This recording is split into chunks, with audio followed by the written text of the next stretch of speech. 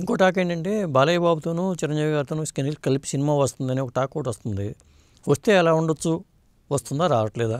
ఏమండి వస్తే ఎలా ఉండొచ్చు అని చెప్పాలంటే ఆ సినిమా నాకు వస్తే నేను చెప్తా. అంతేగా, నాకు రాకపోతే నేను ఎలా చెప్తాను? నేను కథ రాసుకుని ఉంటా, అది నేను ఎలాగో చెప్తే వేరే కథ తీసుకోవచ్చు కదా. గొప్ప ఫైర్ వర్క్ అది, కన్నుల పండుగలా ఉంటుంది, ఒక దేవుడు చేసిన మనుషుల్లాగా ఉంటుంది, ఒక కృష్ణార్జున యుద్ధంలా ఉంటుంది, ఒక ముందడుగులా ఉంటుంది. అవన్నీ మాన్యుమెంటల్ ఫిల్మ్స్ కదండి. ఎలా ఉంటుంది? ఎందుకని రావట్లేదు మల్టీ స్టార్ మూవీస్? వస్తున్నాయి కదండి ఇప్పుడు వస్తున్నాయి. ఈ మధ్యలో గ్యాప్ ఎందుకు వచ్చింది? ఇట్లా ఎందుకు చేయలేదు హీరోలు? కథలు దొరికేనా? కథలు దొరికే. సినిమా నిడివి తగ్గిపోతుందండి. సినిమా నిడివి ఒకటి తగ్గుతుంది. సినిమా నిడివి తగ్గడంతో పాటు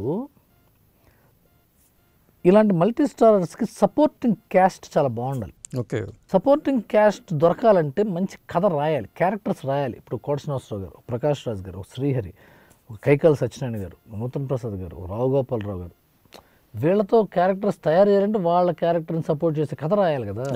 కసరత్తు కావాలి దానికి. ఇద్దరు హీరోలు ఎస్ బాగుంది చేస్తాం అనిపించాలంటే వాళ్ళ ఇప్పుడు ఎస్ అని ఎందుకంటాడు హీరో? అతను ఎగ్జైట్ చేయాలి కదా క్యారెక్టర్ని ఎగ్జైట్ చేయాలి అనేది.